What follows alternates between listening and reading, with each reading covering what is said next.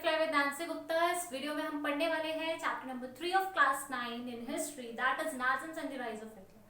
और very very important topic जहां से अब स्टोरी में आएगा एक ट्विस्ट। तो वो टॉपिक क्या है? वो टॉपिक है द ईयर ऑफ डिप्रेशन।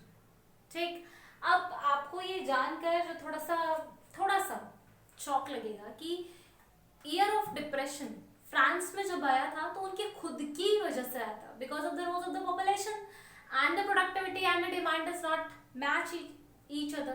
पर यहाँ जो आया है जर्मनी में, ये डिप्रेशन आया है यूएसए की वजह से। वहां डिप्रेशन आया, देयर बाय जर्मनी में डिप्रेशन आया। कैसे? ये तो आपको पता है ना कि लास्ट जो हमारा वीडियो था, लास्ट जो हमारा टॉपिक था, जब हम डिस्कस कर रहे थे तो वी हैव लैंडेड डाउन कि कोई सॉल्यूशन नहीं मिला, तो यूएसए ने फाइनली बोला कि अब ये जिम्मेदारी हमारी है कि जर्मनी को उसका बर्डन आसानी से उतारने में अब हम मदद करेंगे। ठीक है, राइट? अब वहीं से शुरू करते हैं। यूएसए मदद कर रहा है जर्मनी की। ठीक है, अब देखिए क्या होता है। 1924 से 1928 तक, यानी कि इन ईयर्स तक, ये ईयर्स जर्मनी के लिए सैंड स्टैंड ईयर्स कहे जाते हैं। सैंड स्टैंड ईयर्स क्यों कहे जाते हैं? क्योंकि जर्मनी खड़ा था पर रेत पर खड़ा था, यानी कि एक ऐसी डेवलपमेंटल स्टेज पर खड़ा था जो कभी भी फिसल सकती है। जरा सा ट्विस्ट आया और सब बर्बाद, वही हुआ। इसलिए इन ईयर्स को सैंड स्टैंड ईयर्स कहा जाता है। ये 4 साल हैं और 4 साल जो यूएसए ने जर्मनी को दिए वो सब रेत पे खड़े थे, बिल्कुल यूजलेस थे। ये यूएसए ने जर्मनी को गिफ्ट किए थे। तो एक वॉल स्ट्रीट हम डिस्कस करेंगे। वॉल स्ट्रीट क्या होता है? वॉल स्ट्रीट क्रैश हो गई, ये यूएसए की थी। ठीक है, ये एक ऐसी आप कह सकते हैं एक ऐसा एक्सचेंज था। अगर मैं आपको बताऊं, वॉल स्ट्रीट एक ऐसा एक्सचेंज था जहां से सारा यूएसए का इंपोर्ट एक्सपोर्ट बिजनेस सब कुछ लिंक था, कनेक्टेड था। ठीक है, बाहर का भी और अंदर का भी कंट्री का। वॉल स्ट्रीट एक्सचेंज अगर क्रैश हो जाए, जहां से सब कुछ एक्सचेंज होता है, इंपोर्ट एक्सपोर्ट, इंटरनल बिजनेस, बाहर के शेयर्स, तो ये समझ लीजिए कि सब कुछ डूब जाएगा, अंदर भी और बाहर भी। एक ऐसा समझ लो एक बैरियर है, दीवार है जो दोनों तरफ नदी है और दोनों तरफ नदियों के बीच में खड़ी है। अगर टूट गई तो सही। ठीक, तो वॉल स्ट्रीट क्रैश हो गई, ये यूएसए की थी, ये ध्यान में रखिएगा। यूएसए की वॉल स्ट्रीट क्रैश हो गई, जिसका असर यूएसए पे क्या पड़ा पहले ये देखते हैं। लोगों ने, देखिए, मान के चलिए एक ऐसी जगह है, एक ऐसा एरिया है जहां बहुत सारी कंपनीज है, जहां पे मैं अपने शेयर्स डाल सकती हूँ, मुझे पता है मुझे प्रॉफिट मिलने वाला है, तो मैंने अपने सारे शेयर्स लगा रखे भरोसे पे। ठीक है, अचानक से मुझे पता चलता है कि अरे वो तो डूबने वाली है, अभी डूबी नहीं है, डूबने वाली है। तो मैं क्या करूंगी? मैं सोचूंगी जितने मेरे शेयर्स लगे हैं मैं सब निकाल लूँ, बेच दूं, आई मीन पैसा निकाल लूँ और शेयर्स बेच दूं, ताकि बहुत ज्यादा नहीं, अभी थोड़ा ही नुकसान होगा। डूब जाएगी तो उसके बाद तो मेरा सब कुछ चला जाएगा। तो जर्मनी के जितने लोगों ने अपनी मनी वॉल स्ट्रीट एक्सचेंज में लगा रखी थी, ये सुनते ही कि वॉल स्ट्रीट एक्सचेंज क्रैश होने वाली है, हो गई है, सारे लोगों ने आपा धापी में अपने सारे के सारे शेयर्स बेच दिए। ठीक, पहली चीज देखो, पीपल सेल शेयर्स। अब 24 अक्टूबर, ये एक दिन है जब लोगों ने अपने शेयर बेचना शुरू किया ना, तो 24 अक्टूबर यानी कि एक ही दिन में 13 मिलियन शेयर्स बिक गए वॉल स्ट्रीट क्रैश में। ठीक है, जिसकी वजह से अब जब एक कंट्री के इतने सारे शेयर्स, इतने सारे लोग बेच देंगे तो उनका क्या बचेगा? ठीक है, वो भी नुकसान में।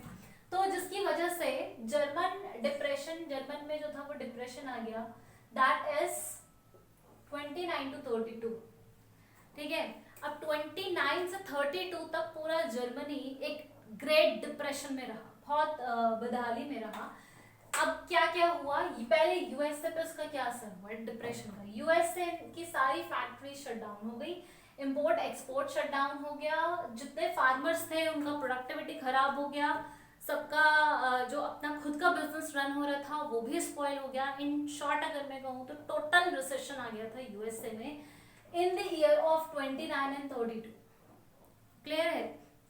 फाइन। आप देखो यूएसए डूब गया, जाहिर सी बात है जो सपोर्ट कर रहा है वो खुद ही डूब जाए, तो डेफिनेटली जिसको सपोर्ट दिया है वो डूबेगा। तो सेम इफेक्ट हुआ जर्मनी पे। अब जर्मनी पे ऐसा क्या इफेक्ट हुआ ना, this is important and this is a question that comes. USA के डिप्रेशन कि आउटकम्स नहीं पूछते आपसे, पूछते हैं जर्मनी में डिप्रेशन के आउटकम्स क्या हुआ। दैट इज वेरी इंपॉर्टेंट, क्योंकि जर्मनी तो बिल्कुल ही, इनका तो सिर्फ बिजनेस ज्यादा है, इनके तो कल्चर, वैल्यूज, मॉरल्स, एथिक्स सब चले गए। से कैसे प्रोडक्शन जो था इंडस्ट्रियल एरिया का वो 40% डिक्लाइन हो गया। जब प्रोडक्शन डिक्लाइन होगा तो जाहिर सी बात है जितने भी वर्कर काम कर रहे हैं फैक्ट्रीज में उनकी वेजेस रिड्यूस होंगी। वेजेस रिड्यूस हो गई, वेजेस रिड्यूस हुई 1929 में, ठीक है, यानी कि पहले ही साल में डिप्रेशन के 32 तक चला डिप्रेशन, पहले ही साल में वेजेस कर दी।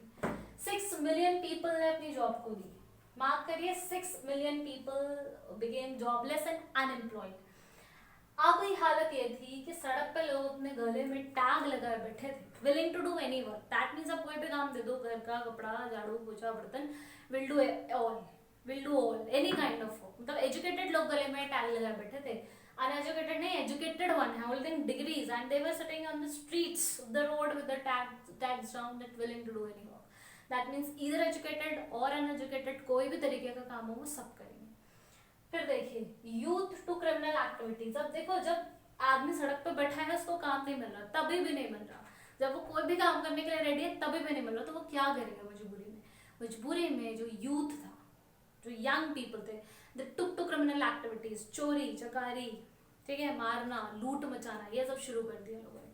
तो क्रिमिनल क्राइम बहुत बढ़िया था। इसीलिए कहते हैं कि जर्मनी ने अपने डिप्रेशन में एथिक्स भी खो दिए, मॉरल्स भी खो दिए, ठीक है, कल्चरल वैल्यूज भी खो दी।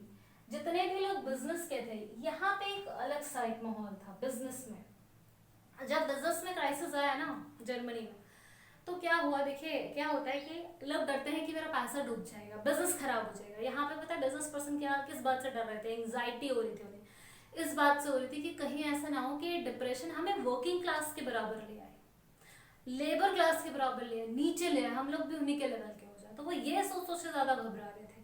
प्लस बिजनेस तो उनका डूबा ही था, इफेक्ट तो उस पर होना ही था। डेफिनेटली उनका बिजनेस डूब गया, स्पॉइल हो गया। बड़े बड़े बिजनेसमैन जो थे, जिनके ऑर्गेनाइज्ड लोग थे, वही थोड़ा बहुत सस्टेन कर पाए। बाकी सारे जो मीडियोकर्स थे या जिनका अनऑर्गेनाइज्ड वर्क रहता था, वो सब डूब गया था, किसी का कुछ नहीं चल रहा था।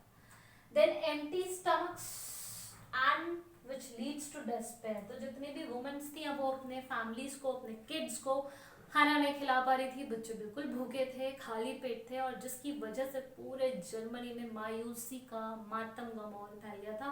Full Germany was completely filled with despair, ठीक है। अब यहीं पर अब आप सोचिए वेमार रिपब्लिक कहाँ चली गई? सोचिए, कहीं नहीं गई है, वेमार रिपब्लिक यहीं पर है। वेमार रिपब्लिक कोशिशें कर रही है कि उसके किसी तिगड़म से, किसी ट्रिक से, किसी बात से कैसे भी जर्मनी को थोड़ा सा रिलीफ मिले। तो वेमार रिपब्लिक अपनी कोशिश कर रही है, लेकिन ये बदकिस्मती कही है जर्मनी की कि लोग उसकी कोशिशों को देख नहीं पाए, क्योंकि वो पहले ही बदनाम थी और अब वो और भी ज्यादा हो गई थी। क्योंकि जर्मनी के जब लोग पेट में कुछ नहीं था तो वो दिमाग उनका कहाँ से चलेगा, when they were empty stomachs. तो एक आर्टिकल आया 48, ठीक है, आर्टिकल 48 ने प्रेसिडेंट को इमरजेंसी पावर दी थी, ठीक। प्रेसिडेंट को जैसे इमरजेंसी पावर मिली, प्रेसिडेंट ने जितने भी सिविल राइट्स थे वो सब सस्पेंड कर दिए, रोक दिए लोगों के, साथ ही रूल बाय डिग्री लगा दिया, यानी कि राजा का रूल। क्लियर? अब ये समझ लीजिए वेमार रिपब्लिक ने बहुत कोशिशें की अपनी इस हालत को रोकने के लिए। मल्टीपल टाइम उन्होंने जो कैबिनेट बनाई थी ना, अपनी सभा, नेशनल असेंबली जो बनाई थी, वो मल्टीपल टाइम बदल डाली। मतलब 293 डेज में हजारों बार उनकी कैबिनेट बदल गई कि ऐसा ठीक हो जाएगा, या ये बंदा ठीक कर देगा, वो बंदा ठीक कर देगा, ये सिस्टम ठीक कर देगा, वो सिस्टम ठीक कर देगा, पर कोई भी सिस्टम कुछ नहीं कर पाया।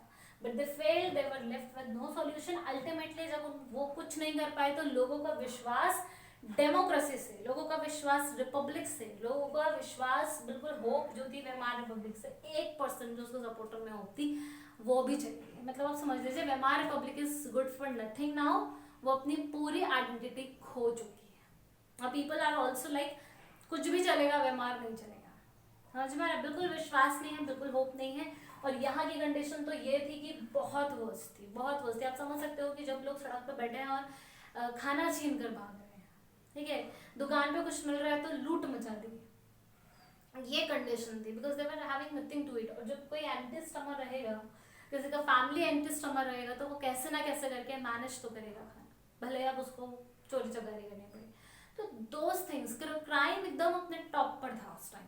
आप देखेंगे आगे आने वाले टॉपिक में किस तरीके से क्राइम को कंट्रोल किया गया, किस तरीके से पुलिस ने क्रिमिनल एक्टिविटीज को लिया, क्योंकि क्रिमिनल एक्टिविटीज जो थी वो यूथ ज्यादा कर रहे थे और यूथ को मेहनत करनी थी, क्रिमिनल एक्टिविटीज नहीं करनी थी, ठीक है। पर फिलहाल उनके पास कोई चारा नहीं था मेहनत करने का। आगे चल के देखेंगे कैसे इन सारी चीजों को कवर अप किया गया, कोप किया गया। अब लेकिन एक बात आप ध्यान रखिएगा, ये लास्ट टॉपिक था जब Weimar Republic was in the scene. Now for now and from now your main hero of the chapter that is Hitler is now in the scene. अब बहुत बढ़िया मौका है, सब लोग परेशान है, अगर आप उनको एक ये भी बोल देंगे ना, I give you one time meal in a day, just listen to me, just be in my confidence, will definitely come in to your confidence, ठीक है।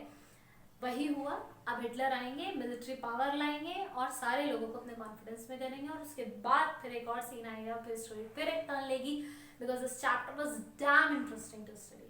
ये टॉपिक बहुत जरूरी है, ईयर ऑफ डिप्रेशन की वजह से क्या हालत हुई जर्मनी की, तो ये पॉइंट्स बहुत इंपॉर्टेंट है, this you have to note it down as well as you have to understand, ठीक है। बहुत इजी है, nothing that very hard to understand.